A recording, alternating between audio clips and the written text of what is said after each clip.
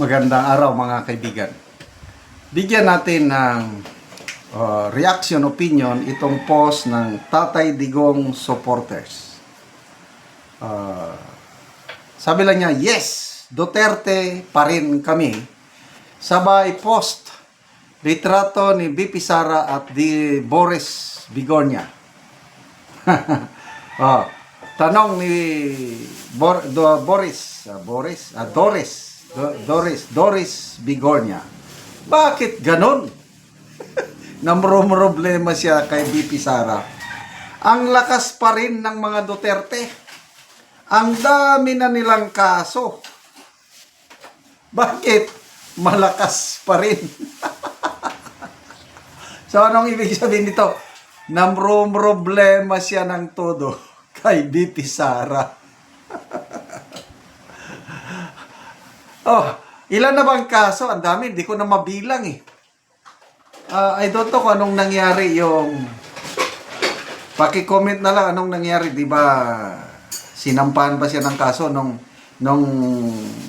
nagbigay daw siya ng death threat noong 2024 ba? Yung kung may mangyari sa akin, meron ng nakandang hitman natitira kay PBBM, First Lady and Martin.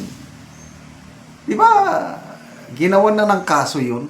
Hindi ko na alam eh. Di ba, pinapasubpwe na siya ng sinubpwe na siya ng NBI, hindi siya nagpakita.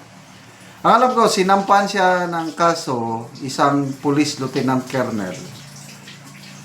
Grave abuse of authority, something like that. Kaya lang, binasura kaagad ng piskalya. Marunong din yung piskalya. Ayun, ano pa bang mga kaso na? Basta, kaliwat kanan na kaso. May sinasabi pa noon na kakasuhan nila, basihan nila yung anti-terrorism law.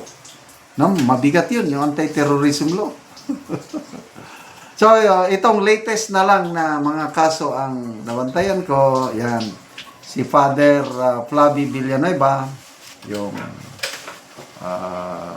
Ramon Magsaysay Award ko, no?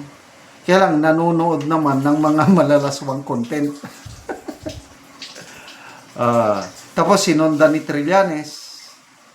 Halos ganon din. Mas malalaki lang ang amount. Bilyones yung kay Trillanes na plunder dahil kahit nung mayor pa siya, Mayor Sara pa siya, isinama lahat doon ng kanyang mga confidential funds. Kaya kung titignan mo, parang ang laking ninakaw ni BP Sara. Kung tignan mo yung ikinaso ni Trillanes sa kanya dahil ang laking bilyones. Hindi katulad dito sa ikinaso ng pare, Father Villanueva, ano lang, ilan ba yun? Yung confidential funds lang niya, itong vice presidente na siya at DepEd secretary. So, mas maliit. Yung kay Trillanes, ang laki.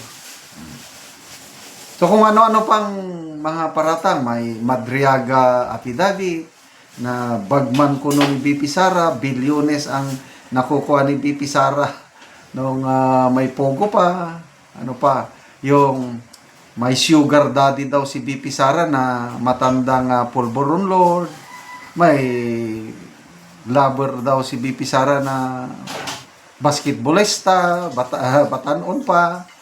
And then, pati yung chief of staff niya, si Atty. Zuleika Lopez, may karelasyon daw, kung ano-anong, lahat na lang ata ng putik, ibinato na kay BP Sara. Magtatatlong taon na eh. Sobra 2 years na. Yung makikita mo na, demolition job talaga. Kaya lang, tama nga naman itong si Doris Bigornia, bakit ang lakas pa rin? O dapat sila ang sasagot niya. Dapat makita nila. Kasi ang tinatanong ni Doris Bigornia, yan si ex-Senate President Drilon.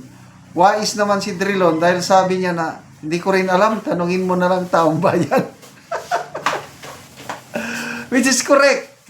Taong bayan ang yung mga nasa laylayan ba, yung mga ordinaryo lang. Class E, yung mga pobre.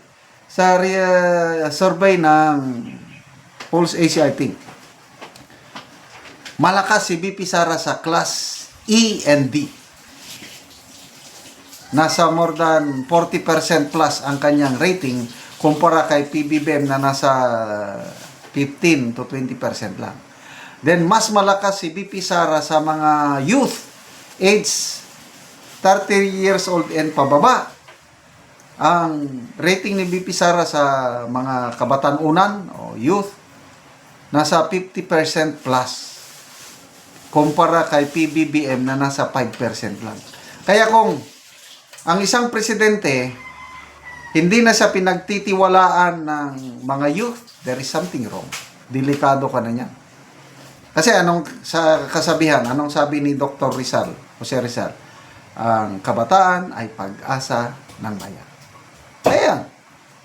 Marami basta sa mga survey to survey ng Pulse Asia. Nasa 50% plus ang mga kabataan na sinorvey, ang gusto nila si BP Sara. At ito namang mga nasa laylayan, nasa 40% plus, BP Sara ang gusto nila. Oh, so ano yan? Delikado na kayo niyan. So, sana galingan nyo pa sa mainstream media. Kasi, klarong-klaro naman ang mga mainstream media. Basta balitang masama tungkol kay BP Sara, grabing exploit nila.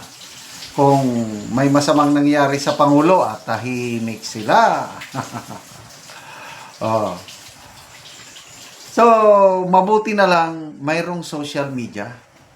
Mabuti na lang may mga katulad naming vloggers na kung minsan pinaparatangan kaming binabayaran. Ako, naisama ako sa listahan ni Ramon Tulfo. Destabilizer daw kami. Kasama ako ng mga financer, si BP Sara, si Chavit Singson, sino pa yung isang financer. Oy, kaming mga vlogger na DDS, hindi. Binabayaran lang kami ng YouTube. May kita kami. Kaya lang, bakit kami nagko-content pabor sa mga Duterte?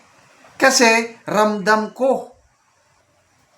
Beneficiaryo ako sa magandang leadership ng mga Duterte. Taga Mindanao ako. Alam ko kung ano ang kagandahan ng buhay sa Davao. Yung kalsada papunta sa aming farm, bulubunduking parte ng Bukidnon na semento ngayon dahil sa isang Tatay Digong. Kaya bukal sa loob ko ang pagsuporta sa Duterte. Hindi ako kailangan bayaran ng kahit sinong politiko. Salamat mga kaibigan sa inyong pagsubaybay sa ating channel. Nakakatulong kayo ng malaki sa tribong Talandig ng Bukidnon dahil ang sweldo natin sa channel na ito is pantulong sa tribo. Namimigay tayo ng libreng yero at pako para makapagpatayo sila ng mas maayos na tirahan. Panoorin nyo ang video na ito.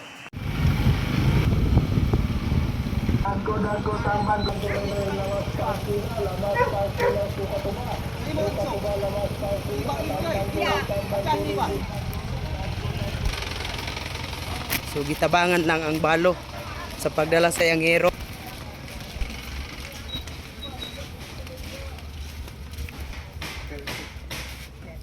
Karon mo na ni ang itsura sa atop ni nanay sa tagaan na mo giro.